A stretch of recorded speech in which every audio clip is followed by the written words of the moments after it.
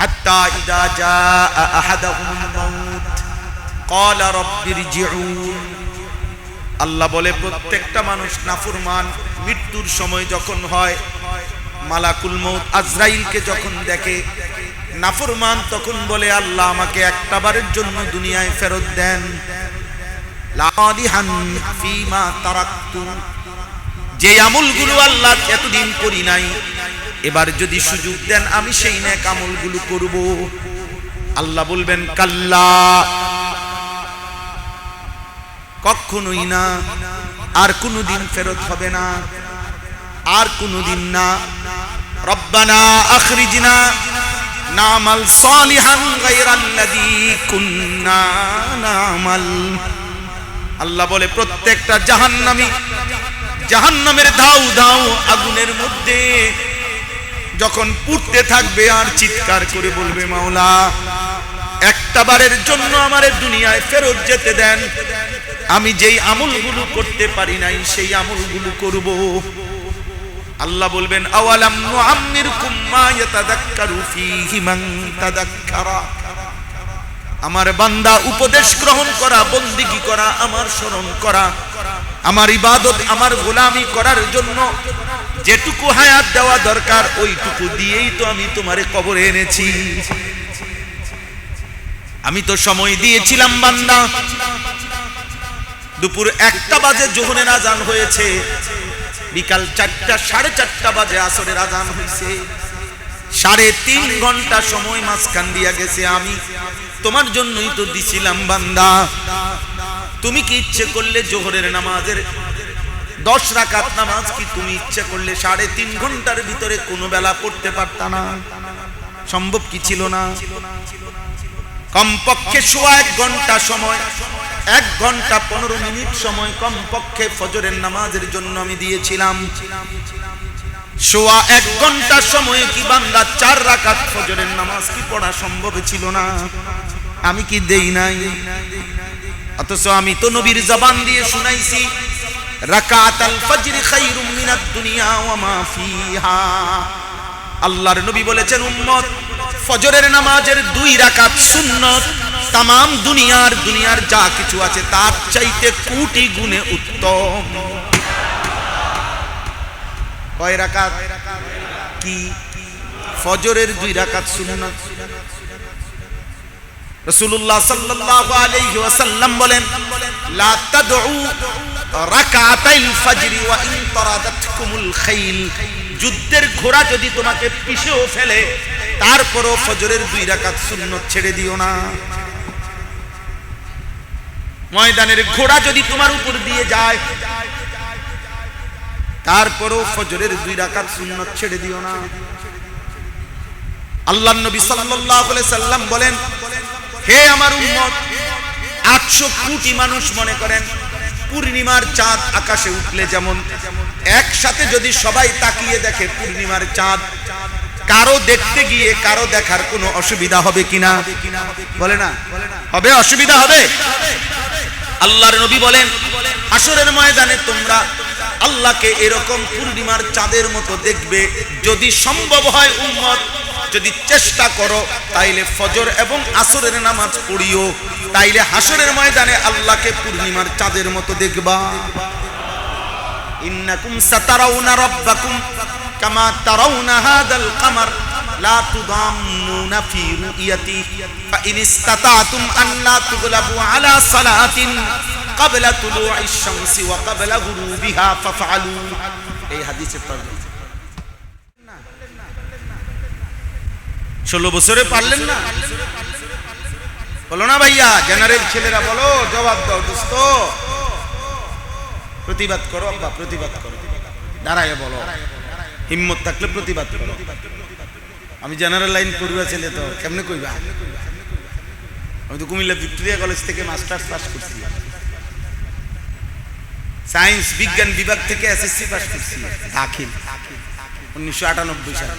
সারা বাংলাদেশে ফার্স্ট হয়েছি আলহামদুলিল্লাহ, 1 নম্বর। অতএব এমনি বললাম, আমার খুব বিয়ে করা আমি এই জন্য না, এমনি বললাম। আল্লাহ বললেন কেন? আল্লাহ বললেন আমাদের হারদুই হযরত রাহমাতুল্লাহ আলাইহি মুহিউস সুন্নাহ হযরত মাওলানা শাহ আবরারুল হক রাহমাতুল্লাহ আলাইহি জগৎ বিখ্যাত বুজুর্গ ছিলেন, পৃথিবী বিখ্যাত মানুষ ছিলেন হিন্দুস্তানের। হযরত একবার বাংলাদেশ সফরে আসছিলেন, তো হযরতের একজন প্রখ্যাত খলিফা ছিলেন বাংলাদেশের, বহুত বড় বুজুর্গ বাংলাদেশের ছিলেন, যিনি একজন জেনারেল শিক্ষিত মানুষ ছিলেন, আমাদের পরম শ্রদ্ধেয় হযরত প্রফেসর হামিদুর রহমান রাহমাতুল্লাহ আলাইহি। প্রফেসর হযরত যাকে আমরা বলতাম, অল্প কিছুদিন হয় হযরত ইন্তেকাল করছেন। বুয়েটের প্রকৌশলী ইউনিভার্সিটির বড় মাপের ইঞ্জিনিয়ার ছিলেন, প্রকৌশলী ছিলেন, বাংলাদেশের প্রথম সারির জেনারেল শিক্ষিতদের অন্যতম একজন ব্যক্তি তিনি প্রফেসর হামিদুর রহমান রাহমাতুল্লাহ আলাইহি। এই উনি হযরতের খলিফা। তো এই শাহ আবরারুল হক রাহমাতুল্লাহ আলাইহি একদিন এরকম হযরতের সহ প্রফেসরদের, জেনারেল শিক্ষিত অনেক বড় বড় ডাক্তার প্রফেসর ওনার সাথে এক জায়গায় আসছেন বাংলাদেশে, এক বিল্ডিং এর 10 তলায় উপরে উঠবে ওনার সাথে। তখন এই জেনারেল শিক্ষিত বড় বড় উচ্চ শিক্ষিত ব্যক্তিরা, আর সাথে এই হযরত মানে শাহ আবরারুল হক রাহমাতুল্লাহ আলাইহি। তো লিফটের কাছাকাছি গিয়া, লিফটে উঠতে হবে না 10 তলায়, তো লিফটের কাছাকাছি গিয়ে হযরত এই ইচ্ছা করে ওনাদের সবার সামনে হযরত নিজে নিজে বলতেছেন, ভাই লেফট কাহা, লেফট কোন দিকে, লেফট কোথায়? তো প্রফেসর হামিদুর রহমান, যিনি হযরতের প্রধান মুরিদ, উনি ওই বাকি জেনারেল শিক্ষিতদের সামনে একদম লজ্জিত হয়ে গেছে ভিতরে ভিতরে। ইন্না লিল্লাহ, হযরত এই সাধারণ শব্দটা, এটা তো লিফট, বুঝেন নাই? হযরত বলল লেফট, এই ইন্না লিল্লাহ, একটা লজ্জা। তো তাড়াতাড়ি উনি সব বড় বড় উচ্চ শিক্ষিত ওনাদের সামনে হযরত কানে কানে হযরতকে বলছেন, হযরত লেফট नहीं है, ये লিফট है। মানে এটা তো লিফট শব্দটা, লেফট না। হযরত লিফট খুঁজতেছেন, ভাই লিফট কোন দিকে? এই তখন মুহিউস সুন্নাহ হযরত মাওলানা শাহ আবরারুল হক রাহমাতুল্লাহ আলাইহি বলছেন, ভাই मैं ये कह रहा है, আমি তো যুগ যুগ ধরে এই কথাটাই বলতে চাচ্ছিলাম যে লিফট এই শব্দটি যদি লেফট বললে লিফটকে যথোপযুক্তভাবে না বুঝায়, এটা ভুল উচ্চারণ হয়, কোরআনুল কারীম ভুল উচ্চারণ করলে তা আল্লাহ তাআলার কালাম কিভাবে হয় আর তোমাদের বন্দেগী কিভাবে হয়, নামাজ কেমন?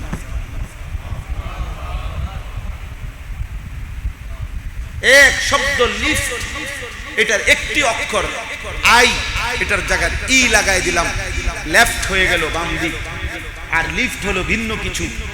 তাহলে এটা যদি একটি অক্ষরের পরিবর্তনে অর্থ একদম বিপরীত হয়ে যায়, তো তোমাদের অসংখ্য ভুল উচ্চারণ কোরআন শরীফ পড়ার পরে সেটা কোরআন হয় কেমন? বলেন না আব্বা? আর কেমনে বললে বুঝবে? সেটা কোরআন হয় কেমনে চাচা?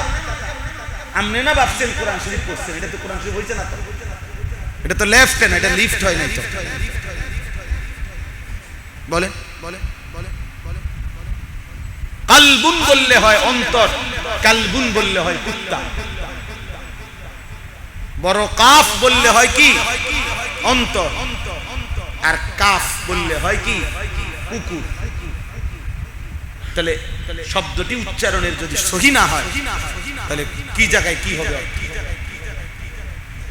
কুল বললে হয় বলুন, কুল বললে হয় খান, ভক্ষণ করুন। কতটা বিপদ!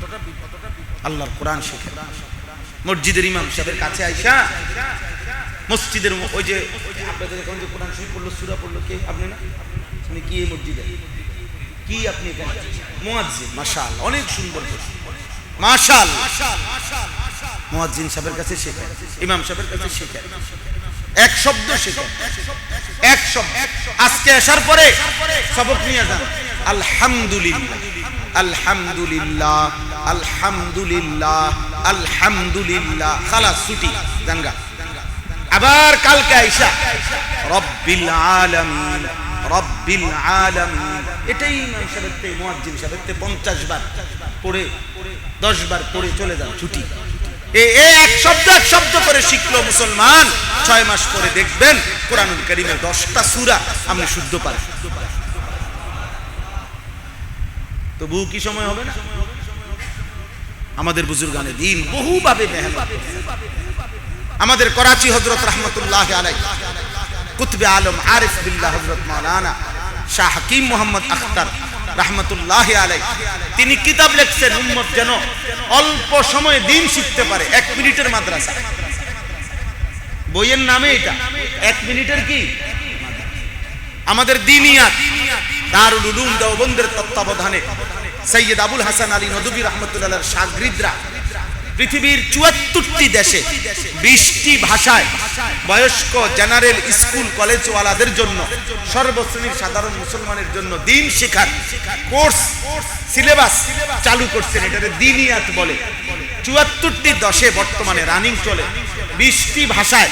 এটার এক একটা বইয়ের কি আছে, ট্রান্সলেট করা আছে। এই ওনাদের বই আছে 5 মিনিটের মাদ্রাসা।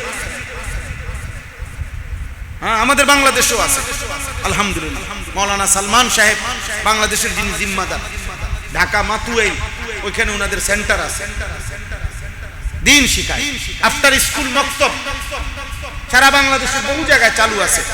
অর্থাৎ স্কুলগামী ছেলে আপনার 1 ঘন্টা শুধু প্রতিদিন 1টি ঘন্টা দিন শিখবে। 1 ঘন্টা, এই 1 ঘন্টা বাড়ি কোনো পড়তে হবে না, আগে পিছিয়ে কোনো কিছু দরকার। 1 ঘন্টায় যে দূর পারে দূর। এই 1 ঘন্টার ভিতরে শিখতে গেলে 365 দিনের 1 বছরে ইনশাআল্লাহ আল্লাহর কোরআন সহি শুদ্ধ হয়ে যাবে। কোরআন সহজ, কোরআন সহজ। এটা 3 বছরের কোর্স না, 6 বছরের কোর্স না, এটা 4 বছরের অনার্স না। 3 মাস কেউ যদি কসম খোদা আল্লাহর কোরআন মনোযোগ দিয়ে শিখে, আল্লাহর কোরআন শুদ্ধ হয়ে যাবে। আপনি একটা শব্দ শিখেন, কুল আউযু বিরাব্বিল ফালাক, এটারে 2 ভাগ করে শিখেন। এই দূর শব্দের সবক নিয়ে চলে যান না, সময় নেই, সময় না। বুড়া মিয়া এন থেকে উঠতেই মসজিদ থেকে গিয়েই জামা খুলবার আগে টেলিভিশন অন করে, জামা খুলে পড়ে, নাতি নাতনির সাথে গপ মারে, বাজে কথা বলে। ছোট আপন নাতনি, দাদার বয়সী, নানার বয়সী বুড়া মিয়া এমন বিশ্রী কথা বলে, ওরে নোংরা কথা বলে। এটা বলে ঠাট্টা করে। ঠাট্টা মূল কারণ হইল আপনার ভিতরে এখনো শাহওয়াত রয়ে গেছে। বুঝেন নাই কথা? আপনি কেমনে ও লজ্জা পায় এমন কথা বলেন কেন? এমন কথা বলেন কেন? বলেন কেন? ওর বিয়ে নিয়ে, ওর জামাই নিয়ে কি করতে মস্কারি করে, দুষ্টামি করে। দুষ্টামি করছেন বুড়া মিয়া? বুড়ো মানুষ দুষ্টামি করে? দুষ্টামি করে তো বাচ্চা মানুষের। আপনি দিন শিখেন, আপনি দিন শিখেন। আখিরাত খামখেয়ালি মনে করেন না, আখিরাত খামখেয়ালি মনে করবেন না, আখিরাত খামখেয়ালি মনে করবেন না। আমি অনুরোধ করলাম, আমার পেরেশানি আছে, অস্থিরতার কারণে বলি, আপনার আল্লাহ কোরআন শিখেন, আপনারা আপনাদের বাচ্চাদেরকে দিন শিখান, দিন শিখান। চারিদিকে বিশ্বাস করেন, আপনার এই মোবাইল শেষ পর্যন্ত আপনাদের ফ্যামিলি বরবাদ করে আমার সমাজকে লন্ডভন্ড করে, ঝড় তুফান যেরকম গাছপালা বাড়ি বসত ভাঙ্গা চুরা, একদিন তো ঝড় থেমে যায়, কিন্তু হাজারো বাড়ি ঘর, হাজারো গাছ ভাঙ্গা দিয়ে যায়। সব ঝড়ই তো কি থেমে যায়, সব তুফানই তো কি থেমে যায়। এই মোবাইলের প্রচন্ড আসক্তি, এটাও থেমে যাবে, থেমে যাবে। এই ফেসবুক, ইউটিউব, এটাও থেমে যাবে।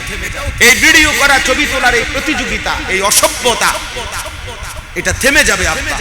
কিন্তু যেদিন থামবে, সেই মাঝখান দিয়ে তো হাজারো লক্ষ কোটি কোটি যুবক যুবতী, ছেলে মেয়েকে চরিত্রহীন বানায় তার জীবন শেষ করে। ও তো আর কোনোদিন ফিরে যাইতে পারবে না। একদিন হয়তো 30 বছর পরে তার মনে পড়বে, হায় পেছনের কাজগুলো ভুল ছিল, কিন্তু ফিরবে কিভাবে? ফিরবে কিভাবে? আমার একজন আপন আত্মীয় আছে, আমাদের বয়স, উনি আমারে দেখলে প্রায় সময় জড়াইয়া ধরে কান্দে, এখনো জীবিত আছে। এমন কান্দা কান্দে, আপন চাচাতো মামাতো ফুফাতো ভাইদের মধ্যে একজন আর একদম কান্দে, ক ভাই আমি তোর বয়সী ভাই, আমার আব্বা তোরে তোর সমান সমান তো আমারে কত বেশি পরিমাণ কানছে আমার আব্বা। কদ্দুর মাদ্রাসায় পড়তাম, দিন আমি পড়ি নাই রে ভাই, আজ আমি এই প্রায় সময় উনি বলে যে আমি এখন ওই গরু রে দেওয়ানোর জন্য ঘাস কাটি, কাইটা গরু রে ঘাস দেই, ফ্যান মার এগুলা দেই, সারাদিন সংসারের কাজ করি। কার মনে পড়ে আহা আমার আব্বা তোমার বলছিল দিন শিখতে, কিন্তু এখন আর করবে কে? এখন কোথায় উনি আর ফিরে যাবে কেমনে ওই জীবনে? হাত্তা ইযা জাআ আহাদাহুমুল মাউত ক্বালা রাব্বিরজিউন।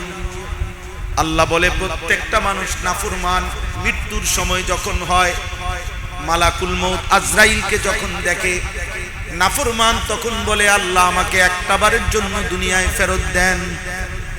লাদিহান ফিমা তারাকতু, যে আমলগুলো আল্লাহ এতদিন করি নাই, এবার যদি সুযোগ দেন আমি সেই নেক আমলগুলো করব। আল্লাহ বলবেন কাল্লা, কখনোই না, আর কোনোদিন ফেরত হবে না, আর কোনোদিন না। রব্বানা আখরিজনা নামাল সালিহান গায়রাল্লাযী কুন্না নামাল। আল্লাহ বলে প্রত্যেকটা জাহান্নামী জাহান্নামের ধাউ ধাউ আগুনের মধ্যে যখন পুড়তে থাকবে আর চিৎকার করে বলবে মাওলা একটা বারের জন্য আমারে দুনিয়ায় ফেরত যেতে দেন, আমি যেই আমলগুলো করতে পারি নাই সেই আমলগুলো করব। আল্লাহ বলবেন আওয়ালাম নুআম্মিরকুম মা ইয়াতাযাক্কারু ফীহি মান তাযাক্কারা। আমার বান্দা উপদেশ গ্রহণ করা, বন্দেগী করা, আমার স্মরণ করা, আমার ইবাদত, আমার গোলামি করার জন্য যেটুকু হায়াত দেওয়া দরকার ওইটুকু দিয়েই তো আমি তোমারে কবরে এনেছি। আমি তো সময় দিয়েছিলাম বান্দা, দুপুর 1টা বাজে যোহরের আজান হয়েছে, বিকাল 4টা 4:30 বাজে আসরের আজান হয়েছে, 3.5 ঘন্টা সময় মাঝখান দিয়া গেছে। আমি তোমার জন্যই তো দিছিলাম বান্দা। তুমি কি ইচ্ছে করলে যোহরের নামাজের 10 রাকাত নামাজ কি তুমি ইচ্ছে করলে 3.5 ঘন্টার ভিতরে কোনো বেলা পড়তে পারতা না? সম্ভব কি ছিল না? কমপক্ষে 1 ঘন্টা সময়, 1 ঘন্টা 15 মিনিট সময় কমপক্ষে ফজরের নামাজের জন্য আমি দিয়েছিলাম। 1 ঘন্টা সময়ে কি বান্দা 4 রাকাত ফজরের নামাজ কি পড়া সম্ভব ছিল না? আমি কি দেই নাই? অথচ আমি তো নবীর জবান দিয়ে শুনাইছি রাকাতাল ফজর খায়রুম মিনাদ দুনিয়া ওয়া মা ফিহা। আল্লাহর নবী বলেছেন উম্মত ফজরের নামাজের 2 রাকাত সুন্নাত तमाम দুনিয়ার যা কিছু আছে তার চাইতে কোটি গুণে উত্তম। কয় রাকাত? কি ফজরের 2 রাকাত সুন্নাত।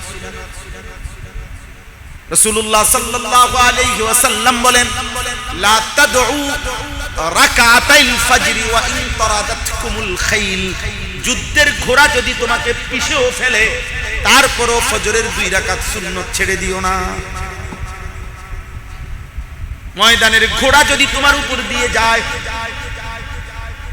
তারপরও ফজরের 2 রাকাত সুন্নাত ছেড়ে দিও না।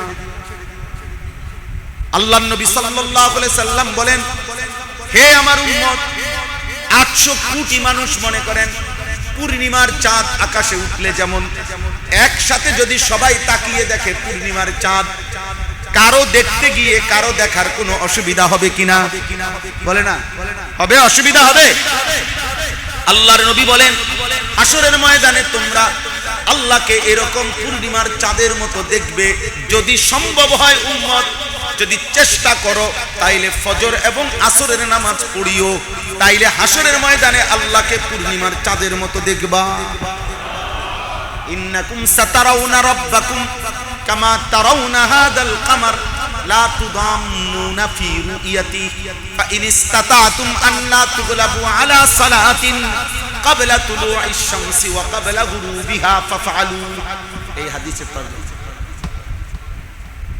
লান ইয়ালিজান নারা আহাদুন সাল্লা ক্বাবলা তুলুইশ শামসি ওয়া ক্বাবলা গুরুবিহা।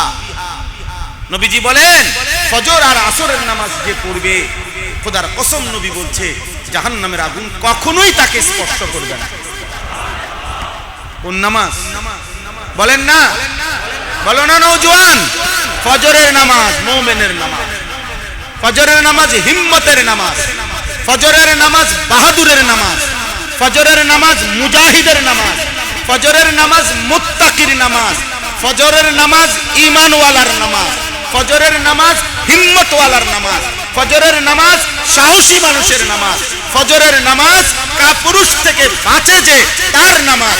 ফজরের নামাজ যে পড়ে না সে মুনাফিক, সে ভীরু, সে দুর্বল, সে অক্ষম, সে ব্যর্থ, সে ফালতু, সে অপদার্থ, আকামলা আকামলা আকামলা। করে দিয়া পৃথিবীর কিছু হবে না, ইমান ইসলামের কিছু বাতে খাইতে আর পায়খানা যাইবা আর বেডি দেখবা, মোবাইল দেখবা, আর নর্তকী দেখবা, উলঙ্গ ছবি দেখবা, জিনার ব্যভিচারের দৃশ্য দেখবা, মদ খাইবা, জুয়া খেলবা, নারী দেখবা, ফুর্তি করবা, এক বেলা ভাত তরকারি, এক বেলা ঘুম, খালাস।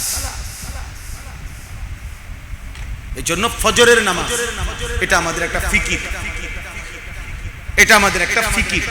আমরা সারা বাংলাদেশে আলহামদুলিল্লাহ ফজর ক্যাম্পেইনের কাজ করি, অর্থাৎ ফজরের মুসল্লি বৃদ্ধির জন্য আমরা চেষ্টা করি। আজকেও আলহামদুলিল্লাহ আমাদের সিলেটে ফজর ক্যাম্পেইন সিলেট এই নামে আমরা দুপুরবেলা জোহর থেকে আসর আমরা প্রোগ্রাম করছি আপনাদের সিলেটে। ও সাদা টিকট দারুত তাহফিজ ও তালিম আমাদের মাদ্রাসা, আলহামদুলিল্লাহ সিলেটের বহু অঞ্চল থেকে আমাদের সাথীরা আসছে ওখানে। অর্থাৎ ফজরের মুসল্লি বৃদ্ধির চেষ্টা। এই জন্য অনেক যুবক এখানে মাশাআল্লাহ দেখেন, আপনি খোলাফান দেখেন, নওজোয়ান দেখেন, দোস্ত আমার, বন্ধু আমার, একজন বক্তা হিসাবে দেখতে আইসো না। এই বক্তা কত জনপ্রিয় বক্তা বাংলাদেশে ছিল, আমরাও দেখছি। ওরা এখন আর জনপ্রিয়তা নাই, আমগো থাকতো না, জনপ্রিয়তা কিচ্ছু আইয়া যায়, কিচ্ছু। আমি এই সিলেটে আজকেও মনসুর ভাইরে বলছি, কত মাহফিলে এই সিলেটে আমি 5 মিনিট 10 মিনিটও বয়ান করছি।